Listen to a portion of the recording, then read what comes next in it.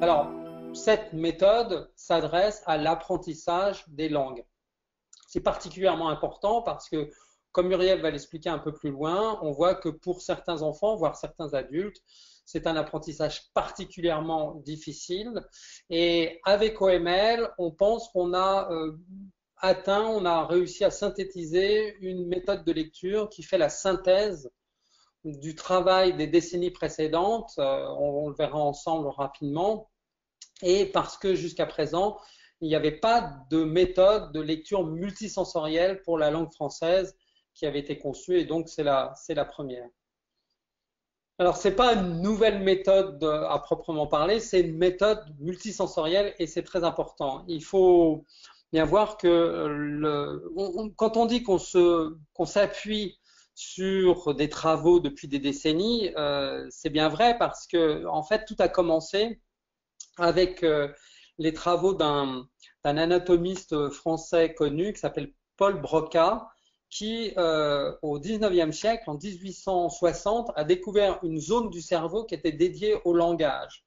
Un peu après, le docteur Horton, de la méthode Horton-Gillingham, a été le premier médecin à avoir utilisé justement ces découvertes dans le domaine de la lecture et avec son assistante Gillingham dans le domaine de l'écriture. Et enfin, Maria Montessori, qui s'est inspirée des expériences de Itard et Séguin, a utilisé les démarches sensorielles pour justement améliorer cet apprentissage critique. Donc, notre offre, c'est une offre complète et à plusieurs niveaux. Alors, il y a plusieurs volets dans cette offre. Il y a des cahiers, il y a une formation en ligne et il y a du matériel. Il y a également, en plus, un site web, le site OML, sur lequel il y a une vingtaine de vidéos qui sont publiées. Ces vidéos sont issues de notre chaîne YouTube dédiée à la méthode OML, sur lequel on a déjà publié plus d'une soixantaine de vidéos. Donc, le cahier 1, ce sont essentiellement des fiches à découper. Donc, c'est le support du matériel qu'on vous propose d'utiliser. La série des cahiers 2 est consacrée à l'écriture, au vocabulaire et à l'orthographe, avec un cahier supplémentaire pour les corrections. Même chose pour les cahiers 3, donc 3 cahiers, consacrés à l'orthographe, à la conjugaison et à la grammaire, plus un cahier de correction. Alors, l'autre gros morceau de notre démarche, c'est évidemment la formation en ligne à travers nos LMS. Donc là aussi, avec toute notre expérience de la formation online, on a fait quelque chose de spécifique pour cette méthode OML qui reprend toute notre expérience de la formation Montessori. Du matériel spécifique, donc aussi bien pour la lecture que pour l'écriture, des fiches à découper, des fiches à télécharger, à imprimer. Tout est guidé, tout est expliqué dans la méthode. On vous accompagne et il est nécessaire d'avoir ce matériel puisque aussi bien dans la formation que dans la pratique avec les enfants, on utilise ce matériel. C'est pour ça qu'on peut dire qu'il s'agit d'une méthode multisensorielle. Alors, j'insiste sur le fait qu'on ne vous lâche pas sans vous accompagner sur cet aspect du matériel. Donc, il y a des vidéos qui vous permettent d'expliquer comment se servir du matériel, comment le fabriquer, comment découper les fiches, comment les plastifier, etc. On vous accompagne pas à pas. Alors, cette méthode OML, pour qui, vous voyez, on a prévu de vous expliquer qu'elle s'adresse aux enfants de tout âge et de langue native francophone, parce que ce soir, on parle uniquement de la langue française. On a prévu aussi un volet pour l'enseignement de l'anglais, mais on en parlera peut-être lors d'un autre webinaire. Donc, les enfants de tout âge, mais aussi les adultes, puisque Horton Gillingham, monsieur Horton et Madame Gillingham avaient prévu des méthodes pour aider tout apprenant en difficulté, aussi bien enfant qu'adulte, dans la langue américaine à l'origine. Et on va voir tout à l'heure, c'est surtout pour les enfants qui ont des besoins un peu spécifiques, un peu soutenus en langue française que l'on a conçu cette méthode. Alors, ça peut être des enfants bilingues, ça peut être des enfants dyslexiques, vous voyez, ça va s'adresser à chacun. Alors, plus particulièrement, j'ai utilisé cette petite présentation sous forme de triangle, pyramide, qui a un socle vert, ce qui signifie que tout est OK pour une bonne partie de la population, des apprenants de la langue française. Ils ne vont pas avoir besoin de beaucoup d'aide. L'explosion de la lecture et de l'écriture va se faire très vite, grâce donc au matériel sensoriel que l'on a dans la classe Montessori et dans la méthode OML.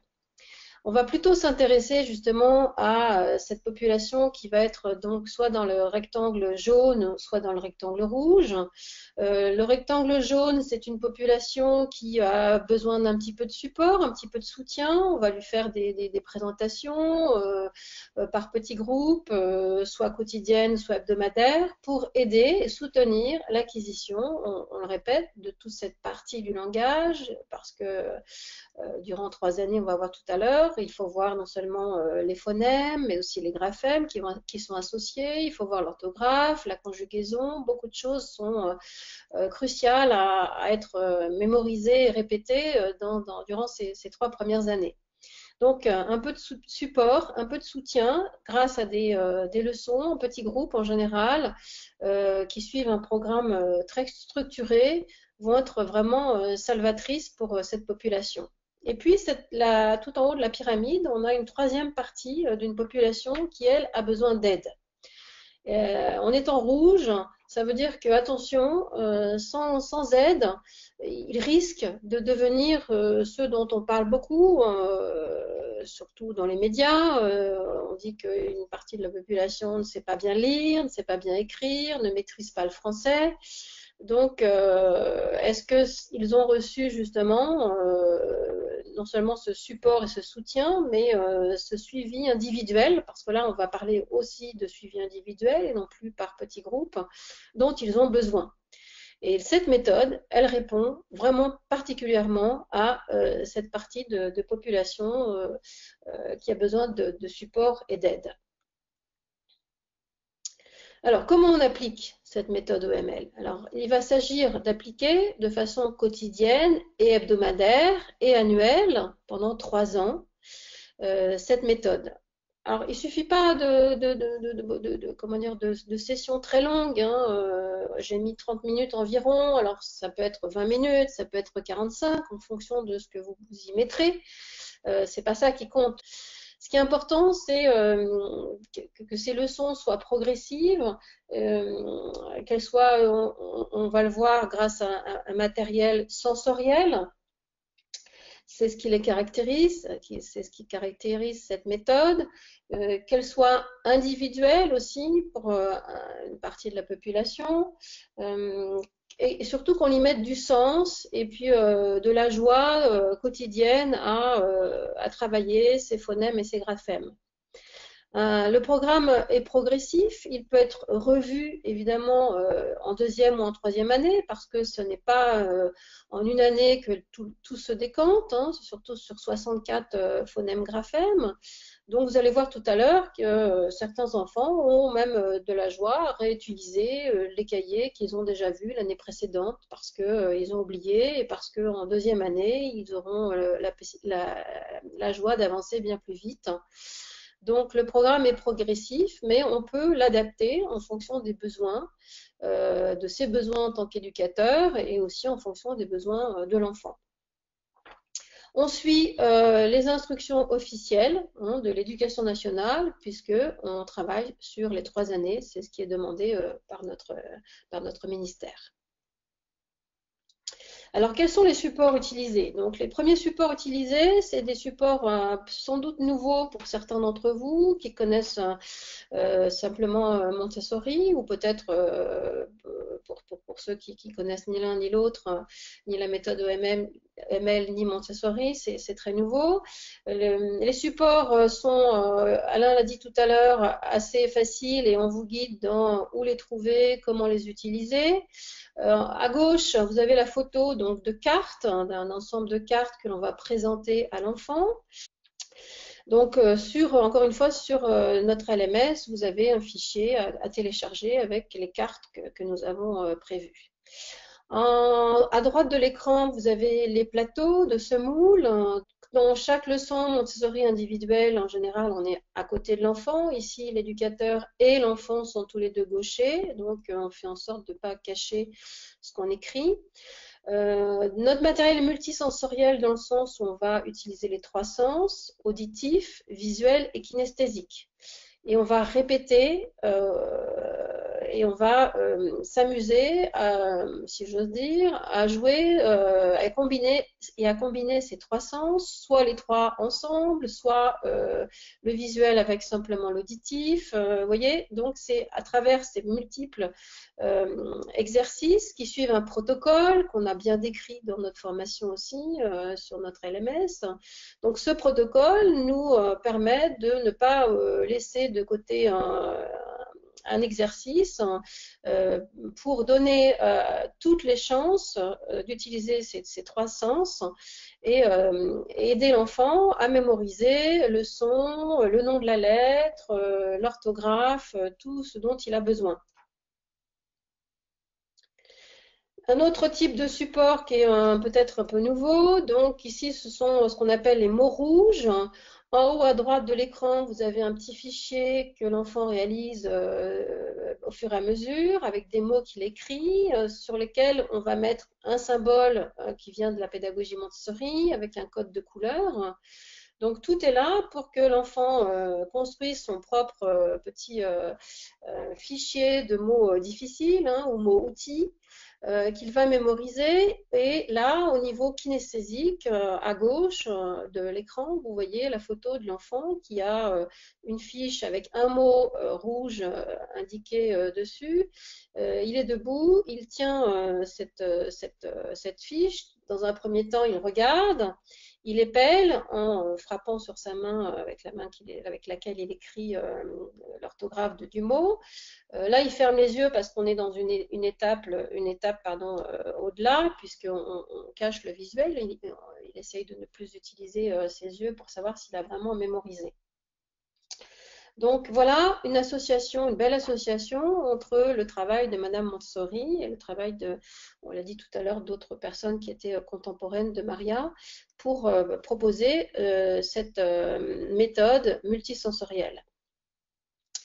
Au-delà de ces leçons, on continue avec des supports donc, que l'on va manipuler. On a proposé, Alain vous a parlé tout à l'heure, un ensemble de cahiers.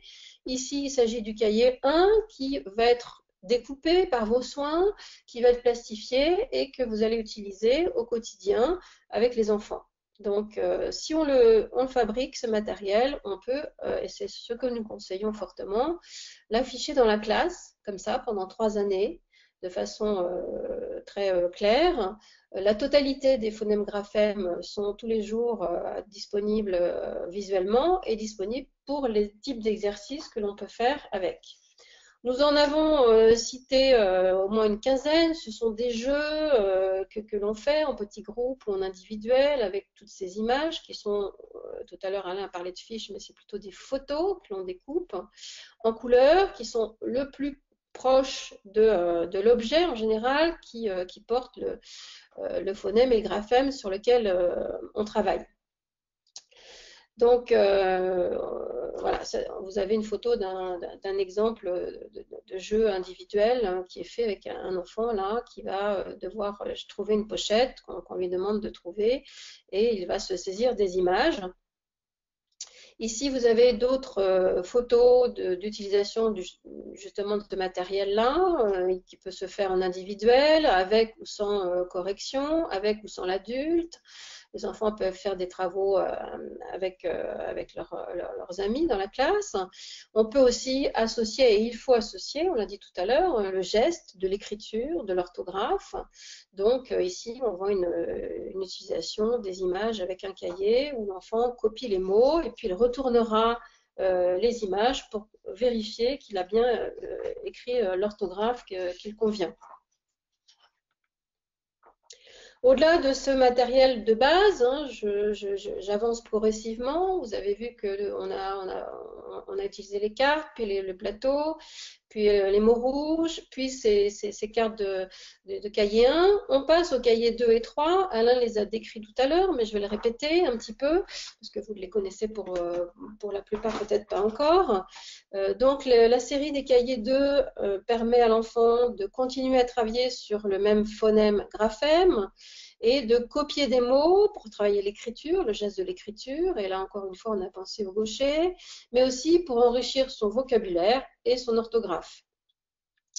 Les cahiers 3, eux, reprennent toujours ce même phonème graphème, mais avec donc en plus la conjugaison et la grammaire. Ici, vous voyez un enfant au travail, il a le sourire, ça tombe bien, parce que parfois, c'est pas évident de travailler sur des choses un peu ardues, comme la conjugaison, qui se fait dans la répétition, là aussi, redisons-le, c'est parce que l'enfant, tous les jours, va conjuguer un verbe au présent que finalement, ça deviendra un automatisme pour lui.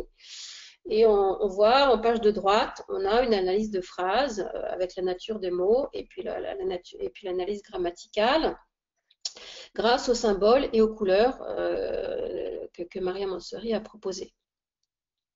Donc l'enfant travaille seul dans la classe, à son bureau, il peut travailler en petit groupe, on l'a dit tout à l'heure, c'est pas gênant, il faut quand même un cahier par enfant.